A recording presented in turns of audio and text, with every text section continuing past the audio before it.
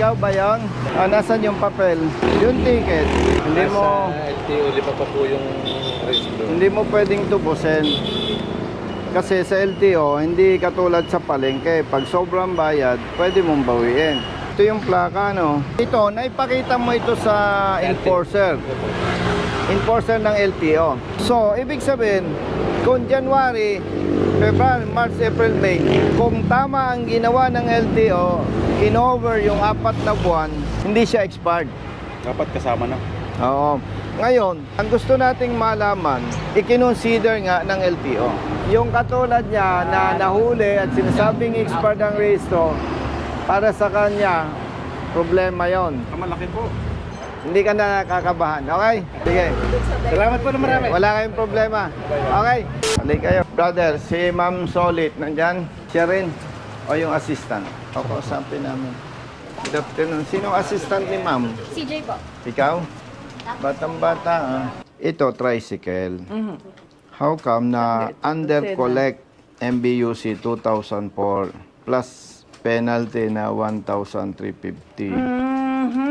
A total of 3,850. Angie, meron itong apprehension? Yes. Yon. Pag may huli po, ang collection of MVUC will be every year plus penalty every year. So, nung nagrehistro siya, hindi yun na-collect. Kaya kinolektahan siya ng additional MVUC dahil under-collected yung registration process niya. Okay. Ano itong kanyang renewal na to? Ang renewal niya, January 14. So, registered siya noong January 14. Apo. Tama? Tapos, nag-register. how come na nahuli siya ng June 3. June 3, 2025? Nagrehistro siya. Ng January dahil delinquent na siya. Okay. So, ang na-cover lang po noon is until May of 2024. 24.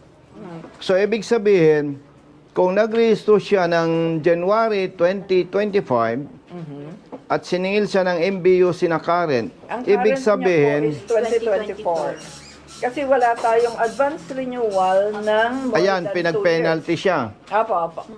We cannot collect registration fee for the current year na lalampas ng 2 years advance. So, pag ikaw nag-interpret dyan, registered siya until when?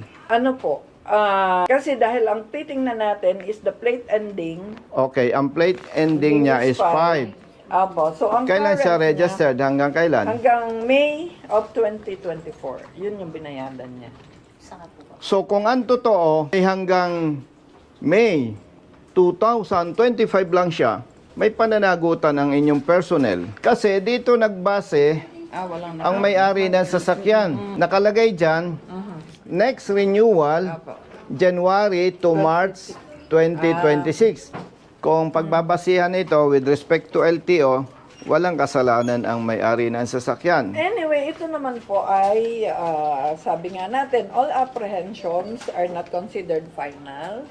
Yung apprehended driver or the operator can file a protest. Usapang public service.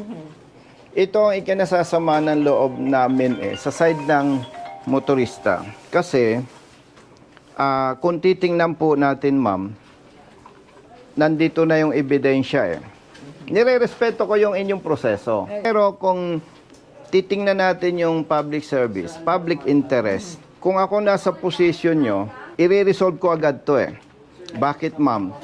Andyan na yung ebidensya Ibig po bang sabihin from here, magpapail ng contest, uuwi ng Candelaria, Quezon, babalik for the hearing? Actually, sir, ang apprehension case ay submitted sa LTO Candelaria. Ma'am, ito, experience kasi namin. Pag bumaba ka sa district, ang ituturo, regional office.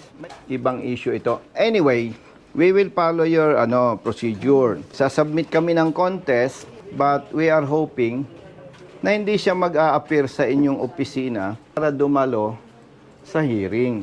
Usually, sir, we no longer require yung mga driver at saka operator na nag-file ng protest. Ito, the documents Documents lang. will speak for itself. Okay. lumalabas sa inyong system, expired siya. Tama po. Hindi siya pwede pang mag-rehistro ngayon. Kasi lalabas, hindi nyo pwedeng i-renew kasi may huli kayo. Apo. So, ang mangyayari, ma'am, hihintayin ng may-ari na ma-resolve yung issue. Apo.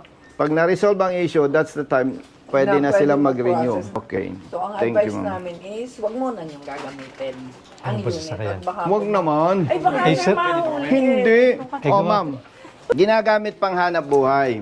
Ilan po ang gamit namin. Ang nagkakamali sa sitwasyon na to sa side ng LTO. Tapos sasabihin natin, huwag mong gagamitin. At may problema pa. Hindi ako agree, ma'am, doon kasi masasakal yung hanap buhay niya na hindi naman niya kasalanan. Ang masasabi ko, brother, pasensya, ma'am, gamitin mo hanggat gusto mo. At pag nahuli ka at sinabing expired, another issue na naman, sasakit na naman ang ulo ni ma'am. Ayan po ma'am aking lisensya. Nga pala. Okay. Kita nyo naman ang document, no? Hindi, again, wag mo nang problemahin yon. Hintayin natin sila na ma-resolve yung problema. Magmaneho ka hanggat gusto mo kahit lampas na sa 3 days. 3 days. Lampas na, ma'am. Violation tayo doon, sir. Ay, hindi nga niya kasalanan eh. Ibig ba sabihin yung kasalanan ng LTO? Kasalanan. Pababalikat sa kanya, ay pag ganyan, dadami ng kriminal talaga. Violation niya kasi lampas ng 3 days. Pero hindi ko pwede siyang utusan Ciao. na magmulta kasi nga mali. O, tamo, nadagdagang problema mo. Pag nahuli pa yun ng LTO, mag-announce ka, LTO Region 4, nationwide. Huwag niyong huhulihin si Mr. Juan de la Cruz. Lalaki ang ating problema. Oh, wala na kayong alalahanin. Pwede po ako mag-drive. Biski Sa walang harap ni lisensya. ma'am, lalabagin ko yung regulation, yung policy. Dahil gamit panganap buhay, magmaneho kayo hanggat gusto nyo.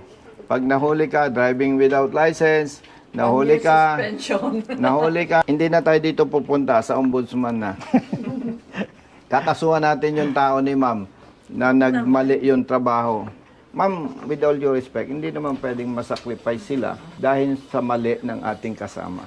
So hopefully, huwag kang mahuli dahil base sa documents, wala kang kasalanan. Okay? Ma'am. Oh, ayan na. Salamat. Sa loob. Halika po kayo. Ma'am, may meeting ka raw ah. Ay nga na, natapos na po kami. Kapit tayo. Kami hindi ako magkakapit. Malakas ang nervous. Kami na lang, taga Hindi po, sir. Quezon. Ma'am, galing pa to ng Quezon. Oo nga po, inanong po namin. Layo pa po. Ma'am Lisa, ako yan ang paborita ko. Baka hindi galing sa Riyaya yan. Ay, di pa po yata. Hindi pa. Ma'am, kaya kami dito dumiretso, hindi kayang sagutin ng district level. Maraming salamat.